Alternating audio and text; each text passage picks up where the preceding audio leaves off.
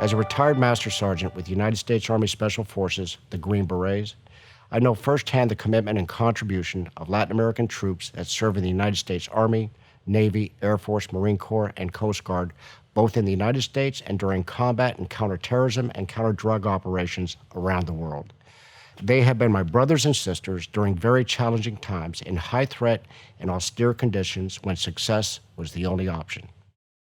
The great majority of Latin Americans are steadfast patriots of our United States, and we are among the largest groups by percentage of population to volunteer for armed forces service and duty in the United States Army, United States Air Force, United States Navy, and United States Marine Corps, including the Green Berets, the SEALs, the Rangers, Delta Force, and United States Air Force Special Operations pilots.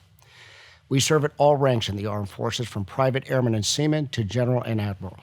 Although we believe first and foremost in peace, Latin Americans volunteered for and served and valiantly fought in World War II and the Korean, Vietnam, Iraq, and Afghanistan wars.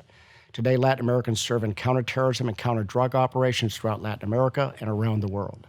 Numerous Latin Americans have died fighting in battles against our enemies, and many more have received the highest decorations while serving in combat, including the Medal of Honor, the Purple Heart, the Navy Cross, the Silver Star, the Bronze Star, and many, many, many more additional distinctions. Our patriotism emanates from our conservative values and our belief in a strong and free nation safe from all threats to our liberty. Many Latin American families understand what it means to lose liberties because of government corruption, weak armed forces, and ineffective law enforcement. Hundreds of thousands of families have fled Central and South American countries just within the past 2 decades to escape oppressive military regimes that brought corruption and severe economic hardship, robbed peoples of their civil liberties, and tortured and killed their own citizens. These families know firsthand the suffering caused when weak militaries and law enforcement succumb to radical and anarchic internal and external influences.